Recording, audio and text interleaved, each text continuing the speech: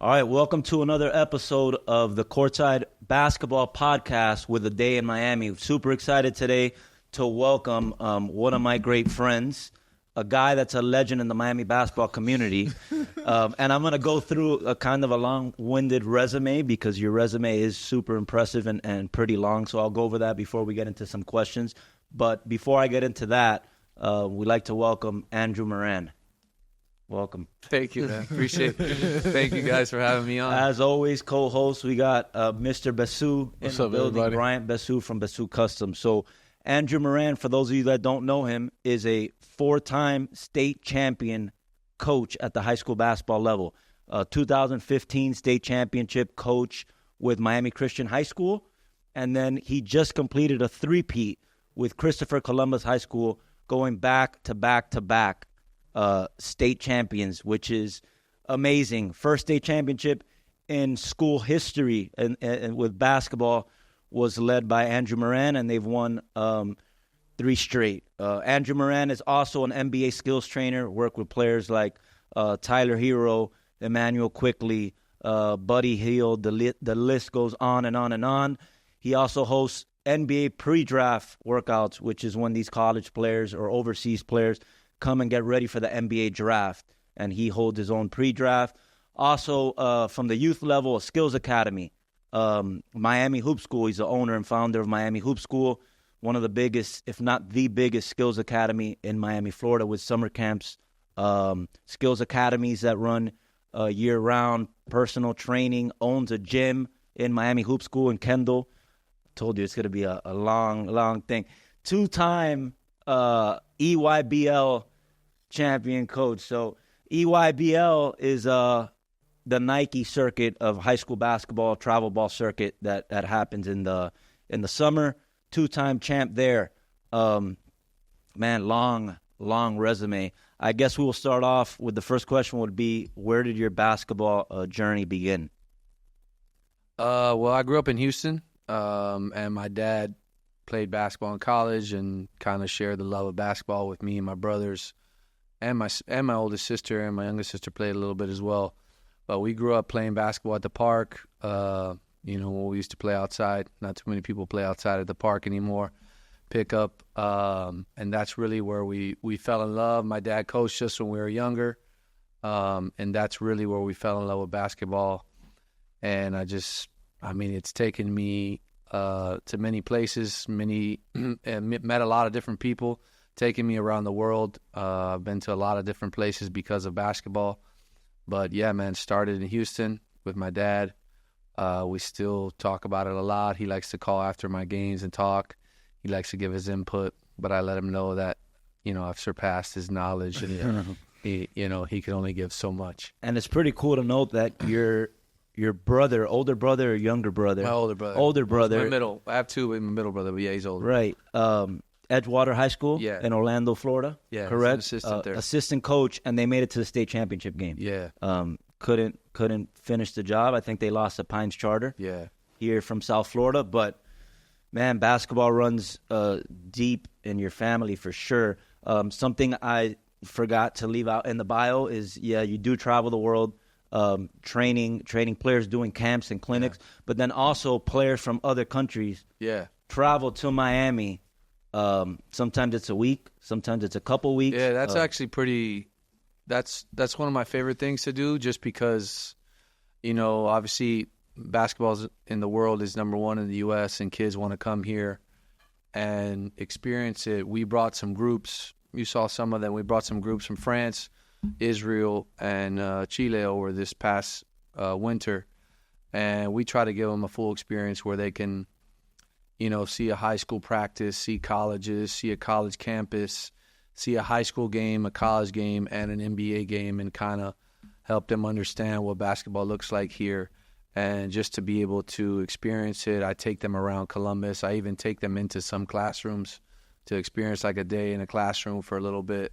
But it's just fun to see their reaction and see their appreciation for what you do for them. So that's actually what I've been focusing on a lot. We'll have more groups coming in over the summer, and then during that fall and winter time, especially like in South America, a lot of the times they're in summer while we're in winter, so they're able to travel to here and get that experience. So, but yeah, that's definitely one of my favorite things to do. Yeah, it's definitely a life-changing experience for these kids coming from where they come from. They dream to be able to come to the U.S. Yeah. And then work with somebody like you that has worked with and works with players that are at the highest level, you know, in the NBA. So that's obviously an amazing experience for these kids to be able to have the exposure to that. So where did this start? Like, obviously, you know, you're the owner of Miami Hoop School. What's unique about your journey is that, you know, usually you have skills trainers and then you have coaches, right? And usually they excel or go all in on either one. You are able to, I wouldn't say a master, but the success that you've had in both industries at the highest level, doing NBA pre-draft, working with these NBA stars, but then also winning 4 state championships, 2 EYBL championships. Like, you've been able to excel in both areas. Which one was first? What did you start, as a coach or a trainer? I started as a coach. I was an assistant with Marcus Carreño over at Miami High, just helping out there. What year was this? 2010? Oh, maybe after that. I graduated 2009, so. I want to say 2011, 2012, around there. Okay. George was playing at the same time. George Milo. Milo, yeah. He was playing at Miami High. But I started coaching there, and then you know how it is in high school basketball. You put all these hours in. It's not a lot of pay there. My wife got pregnant, and I took some time off. I had been doing like a little bit of, you know, training here and there, but not really focused, just people asking me to work their kids out every once in a while. And then when I stepped away, someone recommended me to work with a little travel team to work on some shooting. And it pretty much started there because I would go there once a week, and then I started picking up more workouts, and then I just really fell in love with the player development. Just was like, oh, this is really what I like. This is what I enjoy. So what I did was I looked up all the people that were doing training or skill development at the time for a business. Right, because this is 2000. Like, now, you know, skills training, basketball skills training is known as a profession. Like, you see it all over social media. You know, I Instagram. would say like the early guys. I would say probably the first guy was, I don't know if he was the first, but one that became very popular was Gannon Baker. I want to say, like, I don't know, 2008, 2009. You know, you saw him doing it. There were some other guys that were doing it. But when I wanted to improve, because I felt like I was good at it, but I always had this thing in my mind, like, okay, I need to be better. Yes, I think they're improving, but in order to continue to improve, and I also knew that I wanted to, at some point, you know, be able to coach and train high-level players. So what I did was I looked up the guys who were doing it at a high level and as a career, and I tried to connect with them and go work their camps. I would just pay my own way, work for free, take notes, and try to learn as much as I possibly could. I did that probably for about a year and a half, and then continued to grow, and then build some relationships with those guys, and just been able to grow, you know. But the love for that training side definitely came when I stepped away for a minute, when my wife was pregnant with my daughter, who's my oldest, and I just started doing it, and I started working out of someone's backyard, and I was a teacher at the time. Right. So I would teach from 7:30 to 2:30, and I would go straight to that house. And as I built it up, I would work from like 3:30 till about 9 at night. It's crazy. And then after that, I would say about a year of doing that, or a year and a half, I knew like, oh, I want to create this and eventually want to step away from teaching. But I taught for 5 years before I actually... You were putting in long hours, because as a teacher, you know, you're there 8 a.m. and by the time you get out of there, maybe it's 3:30, 4 o'clock, and then you're going to your side hustle at the time that eventually is going to grow into your full-time job. But you were putting in those hours, and you're really a pioneer for basketball training as a profession and like someone that does it full time. Because I mean, you graduated in 2008 from high school. I graduated from 2009. We played basketball our whole lives growing up. We never had a skills trainer, right? We had our coaches. You had maybe an uncle or a brother that you would do, some drills. But the majority of it was like either team stuff or like you really didn't understand, or there was not. It didn't exist where there was somebody you could go to that could train you on your basketball skills. I mean, did you? I used to get those 5-star books, those 5-star basketball books, and just look through drills and try to run them at a park or whatever. I got lucky. They opened up the South Miami Rec Center when I was in high school, and I would get there really early and try to do some stuff on my own, but there was no instruction. Like, my brother played high school ball. My uncle won 2 state championships at Miami High. But, like, they could tell you stuff to do, but it's not like someone correcting your... I also, remember when I was young, my dad would take me and my brothers to the park and put us through drills, and I remember, really enjoying that part of it. And then it kind of, I forgot about it until I started training these kids one-on-one, and then you see their improvement. And that's the gratifying part about it, just you see them improve. You see their self-confidence improve. And, that's the best part, When did you come to Miami? Because I met you 16 years ago at the Key Biscayne Community Center. Right. I graduated high school. I started reffing in I don't know if it was your league or you were... I was just working at the Rec at that time, just kind of helping it out. But I moved to Miami in August of 98. I was 15 years old. I went 2 years of high school to Gables, and then I went to college. I went to, FIU, Miami-Dade, TCC, and then FSU, finally finishing it out. That's awesome. But, yeah, I moved to Miami. This is my home, not where I was born, but my wife's born and raised here. I've been here most of my life now. All my kids are born here. And that's kind of the part. I love this place. I love where basketball is going. Obviously, when I first moved here, we all I heard about was the teams in the 80s and the 90s that were really good, like the Miami Highs and those schools, and they were kind of nationally ranked and prominent during that time, and some other schools. I think Carroll City was as well, and a few others I think Miami Christian had got up there, and maybe some others. But in my mind, I just wanted it to continue to grow, and I think when I started, we still had LeBron and Wade playing. I think was doing really well at the time, and I think that really helped the love of the game kind of grow and get back to hopefully we can get back to where it was and really putting out high level players. And I think that's happening right now, especially over the past few years, and some of the younger kids that are up and coming. So I'm excited about that. Yeah, we mentioned that last podcast. The kids now are 15, 16. They were little kids when LeBron was here. That for sure sparked something in the youth. And now we have all these state championship teams down here. Basketball, now we're a basketball city. Before it was just football, baseball. Now, Miami basketball has really put themselves on the map.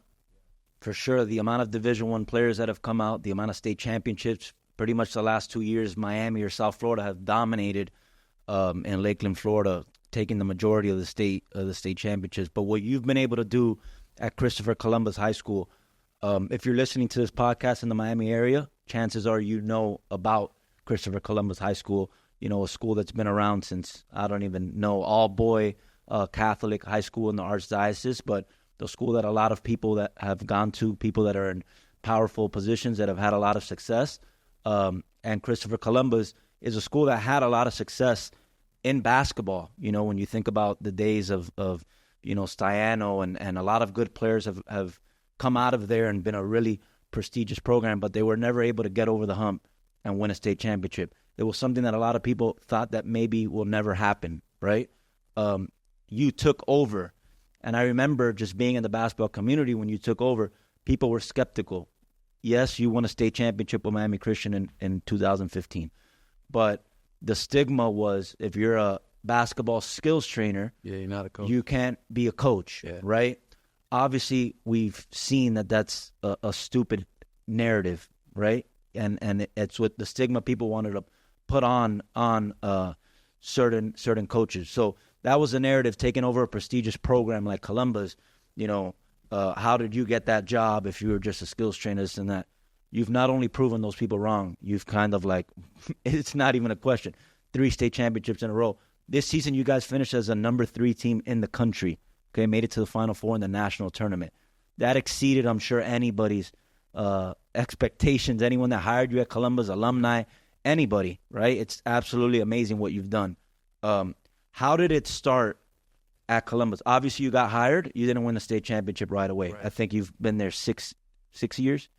Right? Yeah, next year will be my 6th year. Next year would be your 6th year. So there was a period where you got the job, and then you built it. There was a foundation, but you took it from a good team in Miami to one of the best teams in the United States, right? So how did that happen? Well, before I get to how that happened, I just wanted to touch on the trainer coaching thing because it was kind of like a next challenge, next process I felt like I needed for myself, and coaching has helped me become a better trainer.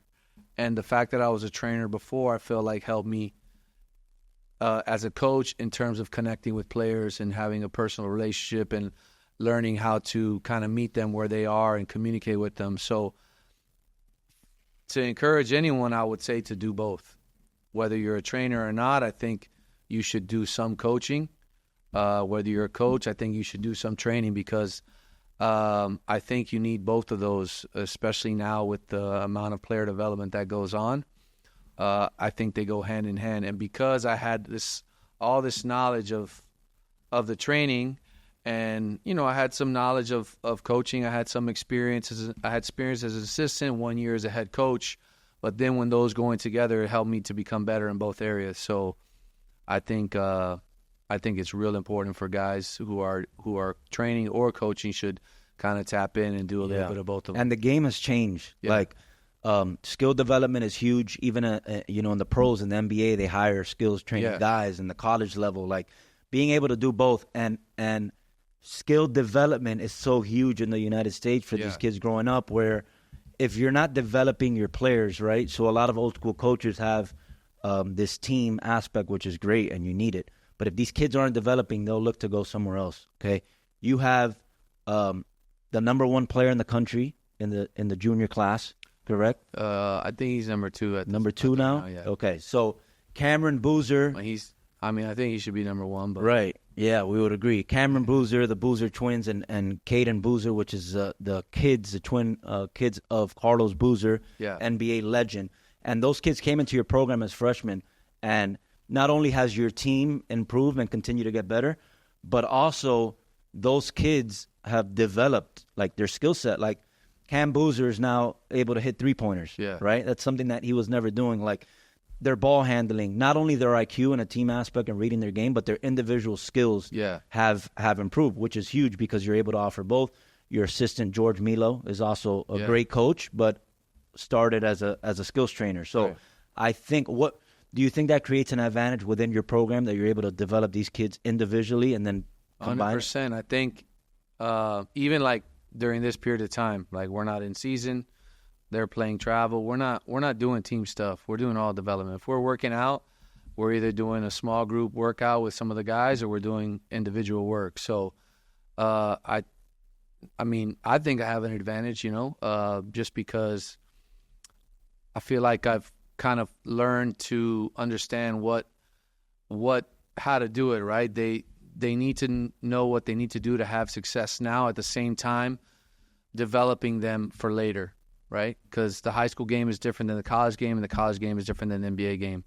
And each time they go to the next level, they're going to have a different coach who's going to ask them to do something in particular that they think they should do to help them win. So obviously we're doing stuff that we think they're going to excel at the high school level, but also, especially during this off season, doing things that is going to help them when they get to that college level, and then as well showing film, a lot of film breakdown, showing guys that they can kind of relate to their game to in NBA. And I also think my staff is really good. I have George obviously has been with me, whether it was training or coaching, for the last 8 or 9 years. And then I have Julian Rose, who's a young kid who, has become excellent at the film breakdown. He knows almost all programs from Huddle, Synergy to Sports Code. And Sports Code and Synergy is what they use at the at the college and NBA level. NBA uses Sports Code a lot. So we want to be able to have these kids familiar with this type of stuff even when they go on. And then, I have 2 guys on my staff that are former head coaches, Rick Landera and Neil Berkman, who, bring just a different aspect. They've been in a situation where they're the head coach, and relate in certain areas where there's tough situations and conversations and just kind of dealing with the group. And then, Kevin O'Brien, who played at Columbus and played in college, and talks to the kids and relates to the kids really well. I think George and him do an excellent job there in terms of really. I think it relates to the kids as well. But when you have your assistants, they can really connect on a different level as well. So I think the staff is really important. And just you're only as good as your players. You asked me about the beginning. I think my first year we had a pretty good team. We had Alex and Golden, who were already at Columbus. We had a kid come in, freshman Scotty Middleton. We had R.J. Lewis, and then we had a kid from Lithuania, Hubie. I thought we were really talented. We even had guys off the bench. DJ Courtney had moved here because his dad got a job at UM.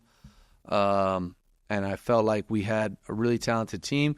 We struggled to kind of come together fully as a team, but we made it to the first round of regionals that year. We ended up losing to Western, but I think that was the first time, almost 10 years that Columbus had even been in a regional playoff.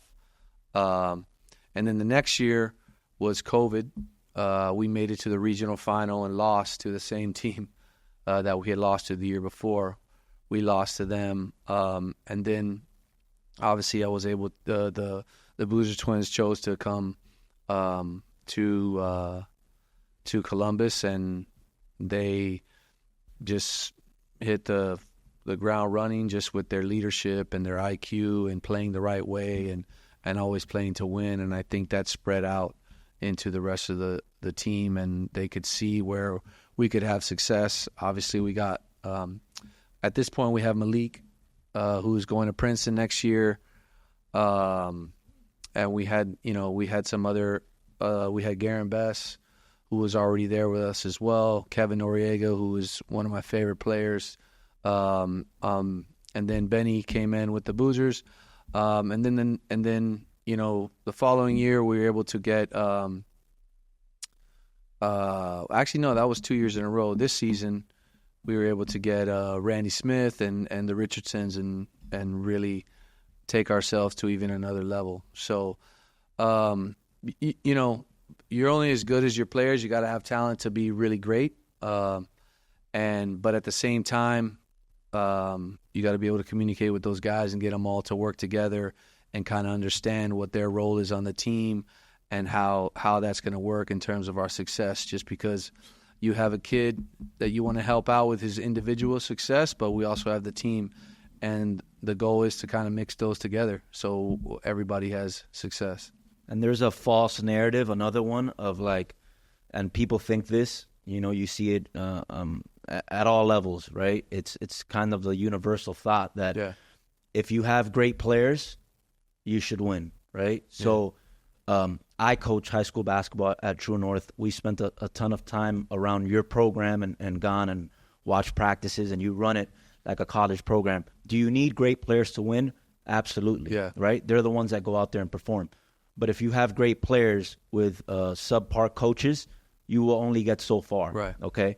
The reason that Christopher Columbus High School has been able to be a top 3 program in the entire United States of America is because there's great players and there's great coaches. Yeah. And you need both of them. Yeah, for sure. And with that being said, okay, I do have great players, but if you look at my schedule, I'm going to play against more talented teams. Right. He wants the smoke. Yeah. I love that. And we've seen it because you've been able to bring some of these top 25 teams in the country to Miami to be able to play against you guys, and it's not taking away anything from any of your players, but you have 2 to 3, maybe 4 guys that'll play in a Power 5, like high major Division I school, then maybe a mid major, and this is this year, right? Yeah. In the years prior, you've maybe had 2 or maybe 3 guys, right? The teams that you're competing against have 7 and 8 guys that are playing at these schools, right? So, I want to acknowledge the job that you've done and your staff has done at Columbus to be able to take these talented players and coach them to the level that you've coached them and had the success. The reality is this, like in high school basketball, as you mentioned, and I'm a high school basketball coach as well. Yeah. You don't make a little bit of money. You make no money, right? Yeah. Because you lose money. Yeah. You lose money, correct, with the amount of stuff that comes out of pocket. And at the end of the day, like, this is not – when you're coaching high school basketball, for some people it's a stepping stone to get to the next level. Yeah. For other people it's just, a passion and something that they want to do. The reality is that at the point that you've gotten, and I know that Columbus was a prestigious job when you got it, but right now, just the truth is, and maybe it's my opinion, you're overqualified for that job. In the sense of what I mean by that is you could be coaching at the NBA on a staff, whether it's being skill development coach or you have connections there through agencies, through players. You could be coaching for sure at the college level, but you've exceeded in terms of when you have 4 state championships, the connections and everything you've been able to build. You've built a powerhouse in Columbus. I'm sure opportunities have come up. What keeps you at Columbus? That's the number one question lately. Everyone thinks I'm going to the next level or whatever. But in order to go to the next level, you have to have job offers. Right. So, if any of those come my way, I'll assess them and see if that's beneficial for not just me but my family. I got my 4 kids. I also really love Miami, and I enjoy the life that I've built for my family. Now, if there's a opportunity for some next level, I don't know. It could happen. It just has to be the right fit for not just me but for my entire family. But I also like really enjoy Columbus. I like what I've built there. I like where it's going. I like the relationships that I built nationally as this high school level, and staying there and continuing to play at this level is fun. Right. I want to if I coach at high school level, I want to coach against the best teams and against the best coaches. I think that's why. I mean, I think for me that's why I coach, to be able to compete and compete at the highest level. So for me, that has been the most enjoyable thing. When I was in the job interview, I actually told they have a hiring committee, and I told them that, this place will win state championships and eventually get invited to, at the time it was Geico. Right. And it's called Chipotle now, but we got invited this year. We lost in the semifinals to the champion Mount Verde. But that was my vision and my goal the whole time. Did I think it would happen this quickly, or no, I didn't. But for me to you ask, like, what keeps me from going? Well, that being able to stay at the high school level and still be at a high level at the highest level of high school basketball, which is the most enjoyable for me, even in training when I get to train the high level players. Or like the pre-draft process, which I just started 2 weeks ago, is one of my favorite. You got guys taking the next step in their life, a next journey, and really preparing them, not just on the court, because you're not going to do a whole lot with them on the court. You just want them to feel great going into these workouts with NBA teams, but really trying to prepare them mentally to be focused, and also to learn how to prepare to be a pro, not just, I'm going to the next level, I'm going to be a pro. No, there's a lot of things you got to do. There's a lot of things you have to do before, and as you lead up to going to a team and then to games, just being prepared and seeing how you can be a part of a pro team. So when we go through all the accolades and everything you've been able to achieve as a trainer, as a coach, I think it's important to state that you played high school basketball at Coral Gables High School, right? Were a good player. You did not go play college basketball. Maybe you could have gone and walked on. Maybe you could have played at a Division III school, whether it was exposure, whatever the situation may be. You did not play college basketball, right?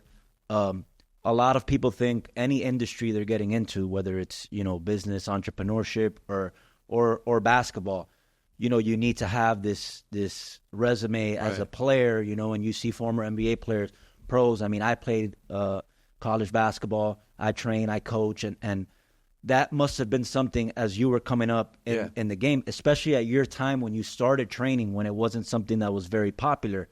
How do you, number one, what's the self-talk to yourself, and how do you get over maybe that insecurity if it was there? But then also, how do you communicate or how do you show look, I could really help your team or your kid, when at that time especially, I'm sure parents and other coaches look and they're like, what do you know? Yeah, you were a good player, but you never played college. Why would I learn from you? You've obviously proven, and other people around the country and the world have proven, that you don't necessarily need to be an NBA player, college player, to be able to teach the game. So how did you maneuver that coming up?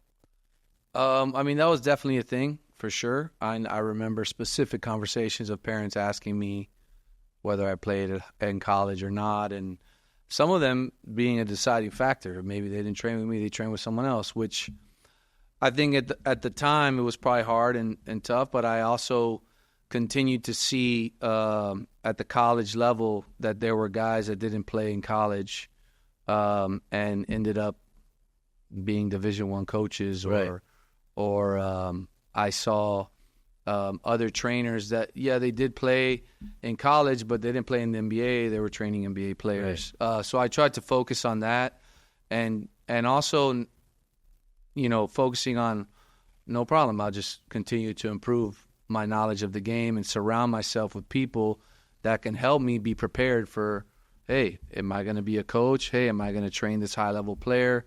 I want to be ready and feel confident going into the workout or whatever it is that I do. But yeah, that's definitely there. That's definitely a stigma that's been there. I don't think it's as much anymore. Right. I think in the Final Four, there were 2 or 3 coaches that didn't play at college level, I think. Right. So I think if you does playing give you maybe another aspect that you can relate to the player in terms of playing in the actual game at that level? Of course, but I think preparation and studying of the game, and maybe having people on your staff that played and can maybe share more in that area. That's why a staff is real important as well.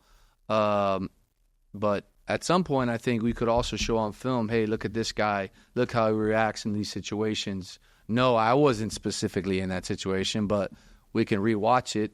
And maybe, and at least in my situation, I could also bring in high-level players to have them talk to my high school kids or whatever to help them understand, how to react or how to move in certain situations in the game and what you would do here and there. So I think there's so many different ways to teach that it doesn't really matter what level you played at.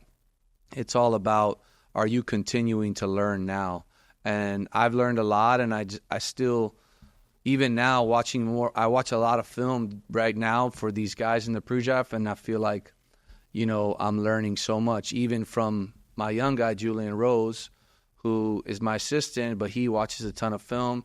He brings things in, we all look at it, and he helps us out as well. Right. So it doesn't really matter, where you played, what level you played at, who you played against.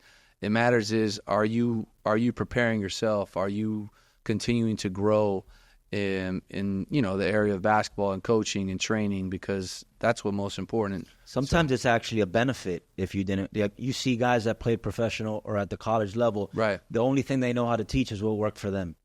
Right. Right. What worked for them is how they see it, and right. And then it's kind of hard because then they expect kids that maybe aren't as developed to be able to do and produce in certain ways that they didn't, and it could lead to frustration. But I mean, your story, I think, is a story of like, you were born and raised in Houston. Yeah. Okay. You come over here, you had no opportunity, nothing was given to you, nothing was handed to you. You weren't a top 25 player in Miami or in the country or played college. So like, you literally had nothing going for you in terms of building your business. Like, you had to build it from the ground. Like, I think your story is one of hard work, perseverance, but also, being around you and being one of your best friends for I don't know how many years at this point. The one thing that I learned from you that I see and I could be like, okay, that's one thing I could point at as to why and how you've been successful is your ability to build relationships. Like, that's something you've been really good at, whether it's just talking to people like on a daily basis, putting time to attend the game. Like, you're really good at developing these friendships and then nurturing it, watering it, and the relationship grow. And relationships lead to opportunities. Can you just talk a little bit about that superpower, I guess? Is it intentional? Is it something that you're coming like how? I think, a lot of it is learned from my dad. My dad was great at kind of building friendships and relationships. And you kind of learn, you learn a lot what you do from your parents, and you mostly learn by watching them, not necessarily what they're saying to you, Right. But I think, as people, we want to build relationships naturally. I think that's kind of how we're built and created. But especially in this area, building relationships, whether it's a basketball person or not, I try to build relationships with business people to help me understand the aspect of business, and then those becoming friendships, not just business relationships, becoming actually true friendships that honestly almost 10 years later, kind of like, hey, here's these other opportunities. Maybe you can jump into it. Yeah, correct. So I think it's really important, and I also think it's important in coaching to build relationships with your players.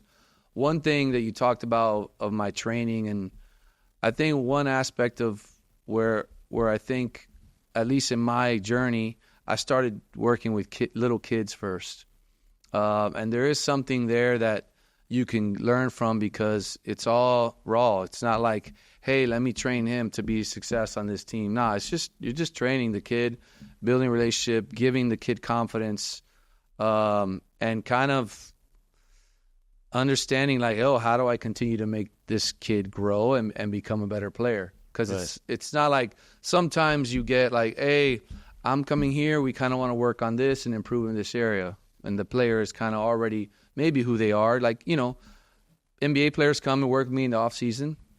They've already made it to the NBA. It's not like I trained them so well and now they're in the NBA. Right. But there's specifics that we're focusing on. With the kids, it's kind of cool because it's an open canvas. Yeah. It's like you don't know how tall the kid's going to be. You don't know what position he's going to play. So you can kind of give them so much at such an early age and have them just continue to improve in so many areas. So also, like, I think that helped building relationships. When you impact a kid's life, most parents are just so appreciative and almost feel like, not that they owe you, but almost feel like they're just so grateful with the impact you had on their life. And some of those parents become some of your really good friends. And like I said, I never thought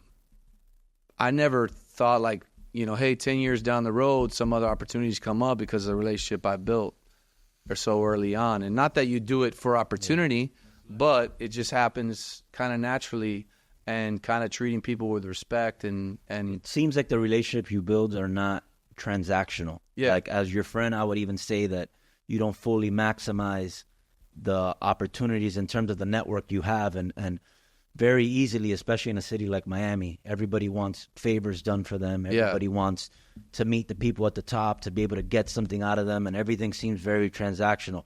Me observing you as a friend, it seems like it's not transactional, and people feel because they know that you truly care about people, and you're just not in a relationship to be able to get something out of it. And yes, if you've built relationships, part of moving up the ladder in any industry is being able to have people that you have relationship with assist you in getting what.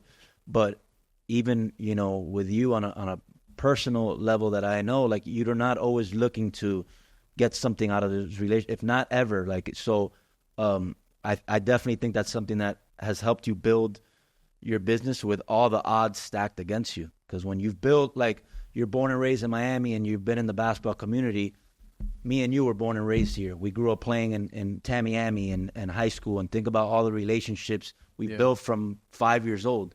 You came in here not knowing anyone, right? In high school. Yeah. And you've been able to build those relationships. So I think that's something that we could learn.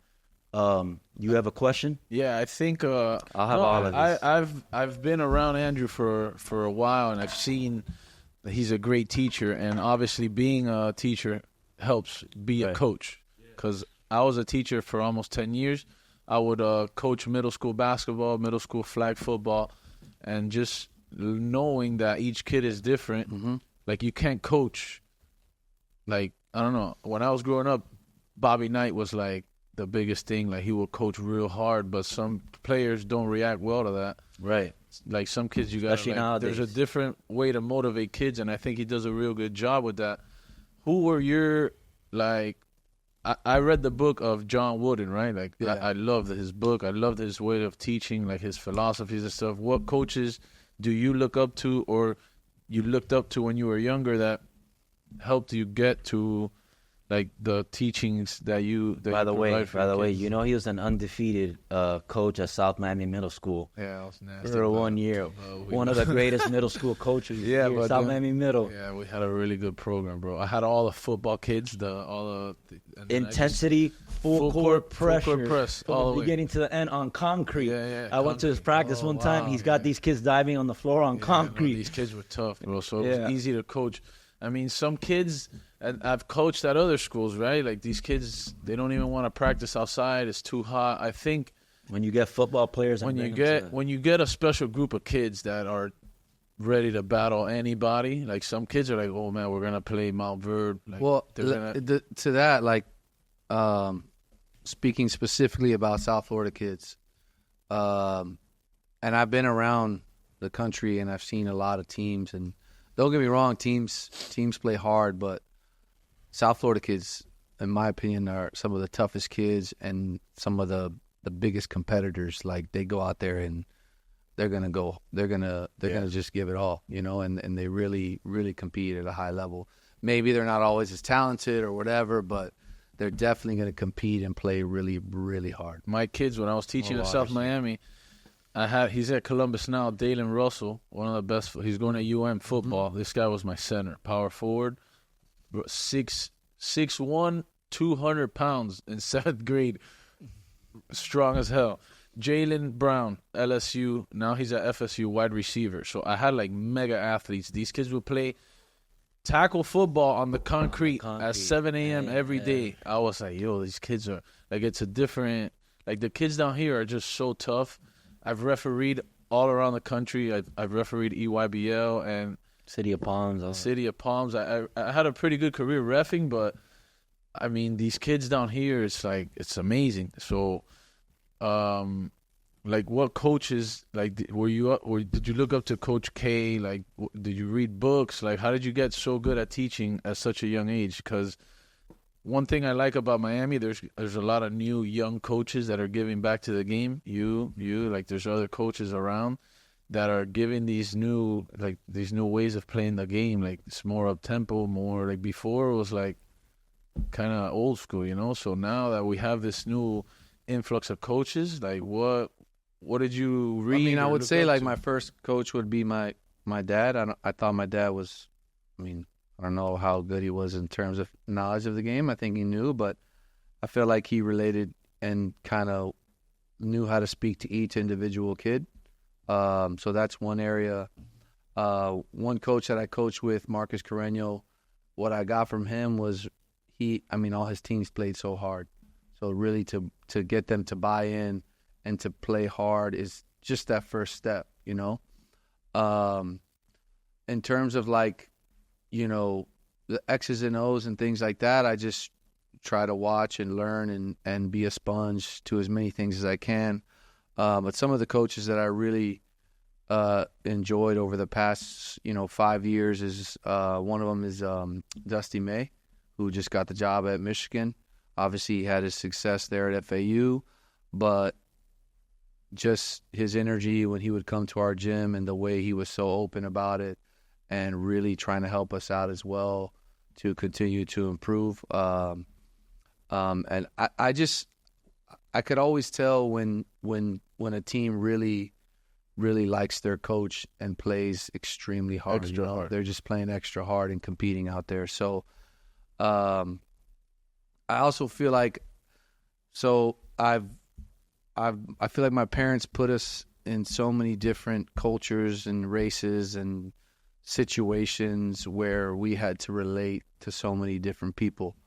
And I think that's helped me too, just being able to relate to the players who come from different walks of life, different neighborhoods, and just different circumstances, and being able to meet them where they are on a personal level is also going to help you when you communicate with them, whether it's in practice or during a game. And definitely there's things that I had to fix when I first came in, screaming too much and yelling. Like, I'm not saying you can't scream or yell, but you yell at the refs like a wild animal. Yeah, I do. But that's a different story. The refs. I've given him a few technical. Honestly, this guy. Wait, I've refed him for years, right? Yeah. When he's arguing, it's probably because you missed something. Because he doesn't really go off so like that. let's just talk about a little bit Do I about not that, always right? tell you after games? No, you can give me credit when I go watch you coach. You need to relax because it looks like your head is going to but get only red towards and the explode. referees, not towards the players anymore. No, not towards your kids. I mean, with your kids, obviously, you're tough on them. That's how you have success. But kids, it's obvious that they love playing for you. With the referees, you're maybe not so liked, I would say. Well, I'm a big defensive guy, right? Right. So the defense is already put at a disadvantage. Right. So the offensive player can back you down and throw their shoulder at you. And you got to be perfect. But you can't stand your ground and push back. But they could have the ball and just back you down. Right, but those are the rules. Well, I don't know. I think, It's tough, but let me just give you from my perspective. We need to have your different perspective. Coming from a referee standpoint, you're getting high school refs, yeah? Luckily, Miami has a great amount of young referees. Actually, a lot that we have a lot of ref college, Division One. Probably one of the best feeder systems. Yeah, we have a bunch of D1 refs. We have NBA refs that have come out of Miami. Most of his games get the better refs. Yeah. Sometimes you don't. Sometimes these guys are not the best referees out there. They're trying their best. But for a coach that knows as much as him, sometimes he knows even more than some of these younger officials or older officials. But it doesn't change the way you could still communicate. Correct. Yeah, he's not the greatest at communication with the refs. I've been working on it, though. But he's been described as a wild animal. Yeah, he's everybody can improve at some areas. That's something he can work on and whatever. So speaking of that, so passionate that he's standing up for his players. I know some coaches do it just to show their players. We gotta we gotta step up. Here's the problem, right? You can't be like a wild animal. A player like Cameron Boozer who drives to the rim often and get no call. I know you can't call foul every time, but when the ref tells you he's a big boy, he can handle it. That doesn't mean it's not a foul. Yeah. Secondly, can we please get the FHSA to implement the shot clock in high school basketball? I wish, man. I wish, because there's possessions, 2-minute possessions. The game is just slowed down. You go across the country, almost everybody has a shot clock.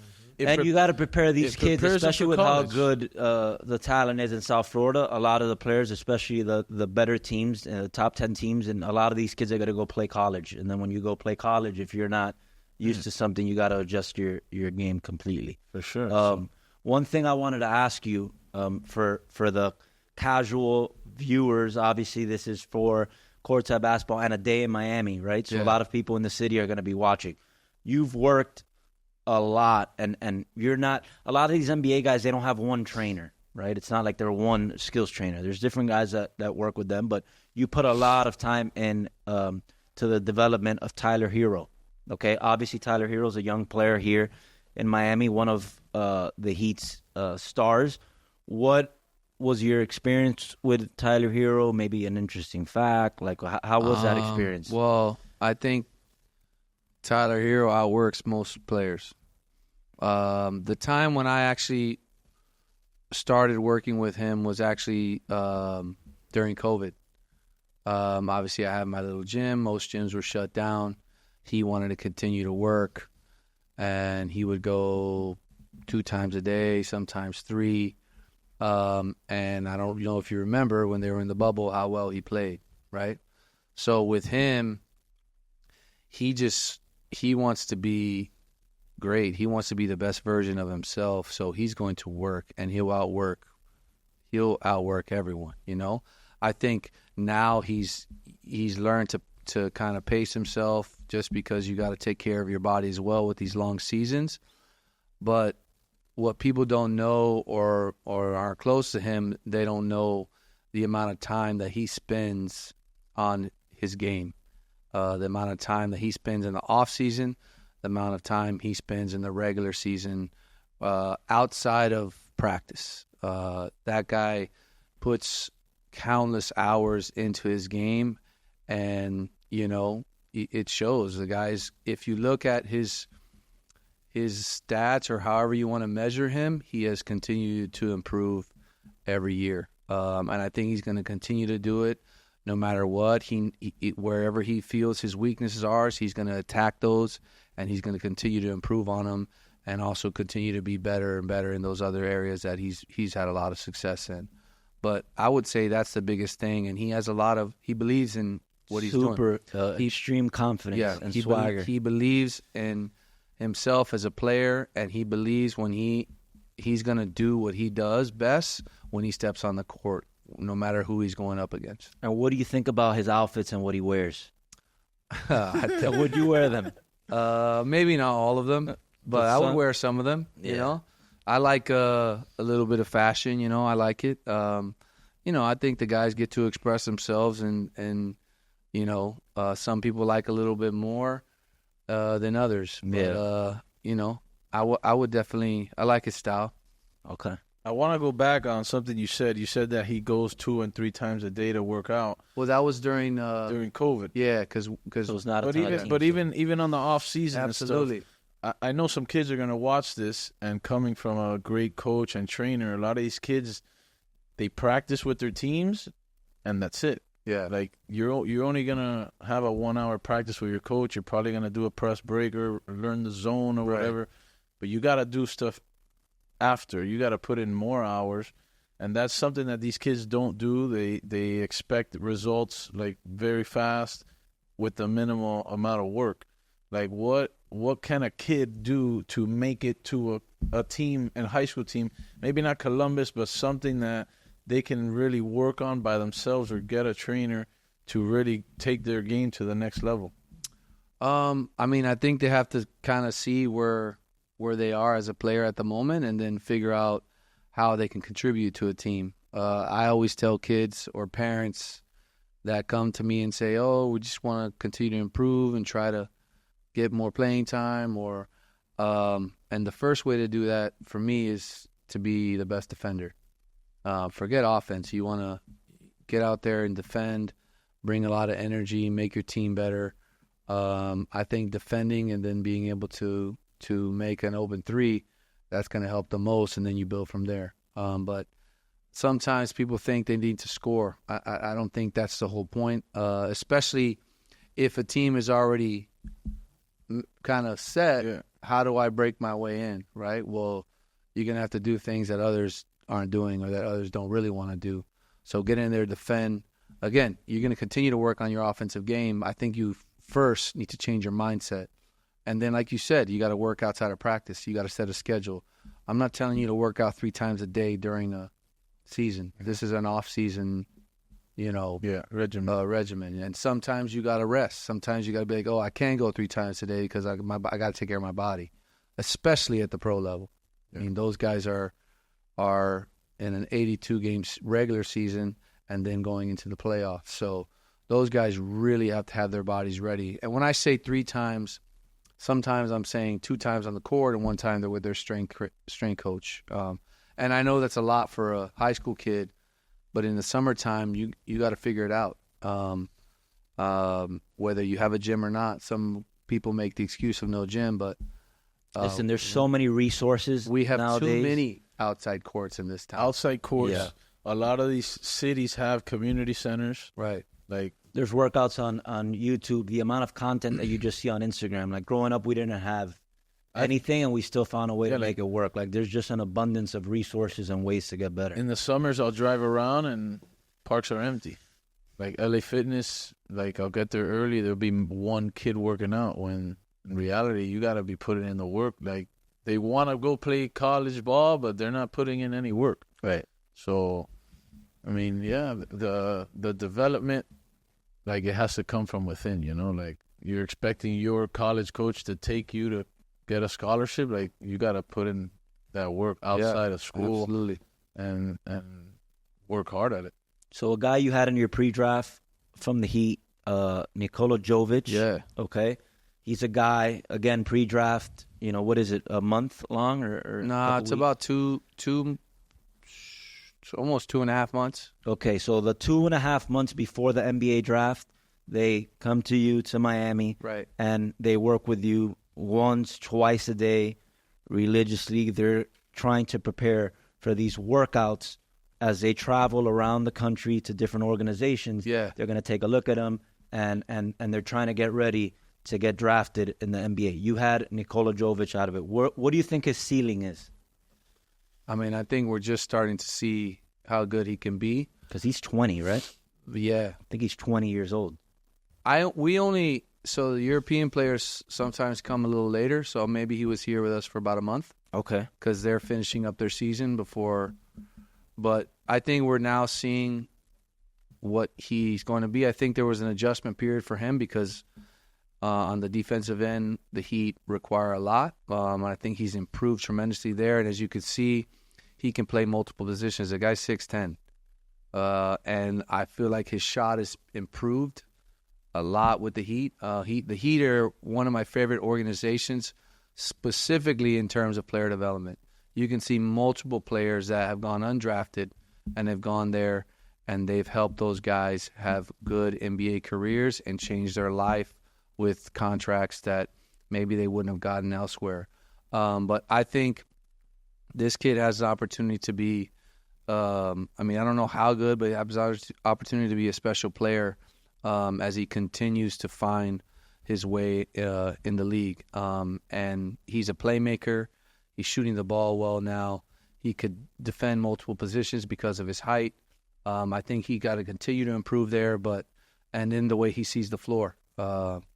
So I think he's going to be very good, and I think he's going to have a lot of success and make a lot of money. Do you see him being an all-star one day? Yeah, I could see it.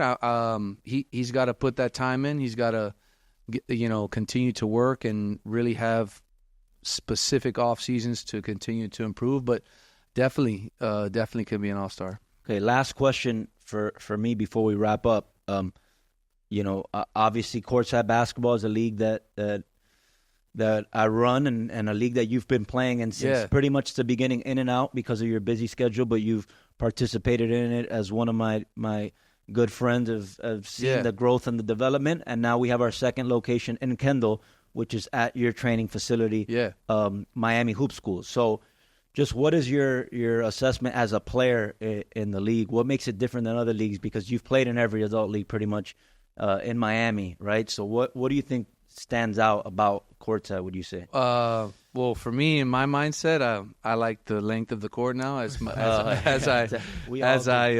I get older. But I think for me, what you do the best is obviously they don't like. It's kind of you build like a little community there, right? It's not like you go play the game and then you leave. Like, well, you're gonna put some things on social media. You're gonna create some conversation, and the guys continue to be involved in it. Some talk a little trash. Some of it is jokes. And I think people really enjoy even being there. I sometimes go there, and there's people there from the first game to the last game just watching, and maybe they played a couple games, but they were there early, and they stayed late because they enjoy the community that you've built. I'm excited for my location because you're going to have some 3-on-3, and I love 3-on-3, so I'm excited about that. But I would say the little community you built, that and everyone can kind of chime in. It's not like some people can't because you have social media and everyone can kind of talk and you do the rankings. And I don't know. I think it's a fun environment for guys that maybe didn't play at high levels and get to go and compete and enjoy basketball because so many people love playing. And then you have a higher level where guys can continue to compete and, I guess keep their ego going. Right, you know what I mean? Right. Yeah, definitely.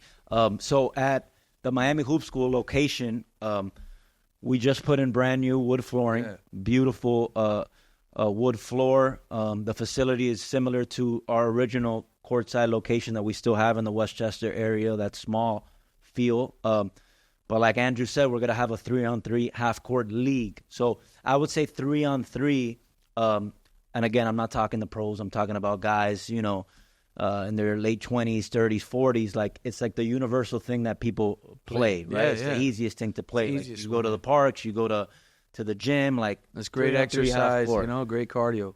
Awesome exercise, all that. So there's been in the past, I would say, some, but we're really going to change the game and have a 3-on-3 at Miami Hoop School, 3-on-3 league with officials, with rankings, uniforms, everything we do in Courtside Basketball there. So if you want any information, obviously you could follow our Instagram, Courtside _basketball. And a little fun fact, me and Besu were world champions in Hoop It Up. World champs. Hoop It Up world champs, okay? We won the Miami championship, and then we got invited to Worlds, and we won. Where was that at? Orlando, Florida. Okay, we won Miami. They said you're invited to the World Championships. You should start that back up. Yeah, that would be great, man. If anybody hearing wants to get involved, investors, people in powerful positions, maybe in parks and recs, if we could bring Hoop It Up back, powered by Courtside Basketball, Miami Hoop School, Besu Custom, get people involved and have the outdoor, because I know they still have those portable outdoor baskets. Hoop It Up? Did you ever play Hoop It Up? When it was at Tamiami. Yeah, I remember it was at Tamiami, then it was at Pro Player.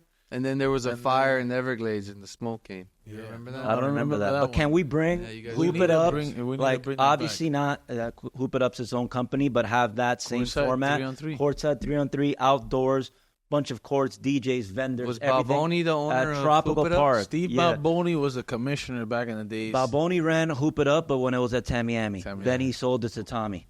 Yeah. And so if we could do it at Tropical Park, how great would that be? Oh, I love it. Hoop It Up. Tropical. Think about it. Look, when I said at Tropical Park, you went like this. Yeah, but, you could use the big parking lot. Track. Yeah, big parking lots. Put 40, 50 courts. Where Santa's Enchanted Forest was. Over there also, yeah. So, obviously, we know the power of a day in Miami and heyday marketing and all that. Let's get the right people together. This is a proposal. Let's bring Hoop It Up back.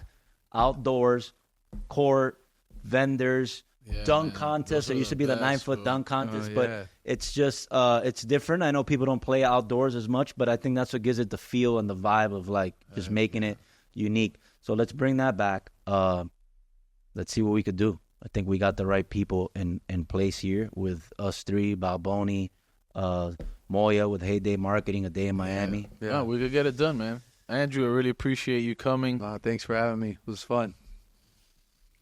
Shake our hands. And congratulations, sir. Thank you guys for tuning in to A Day in Miami, powered by Courtside Basketball segment podcast. Thank you. How long?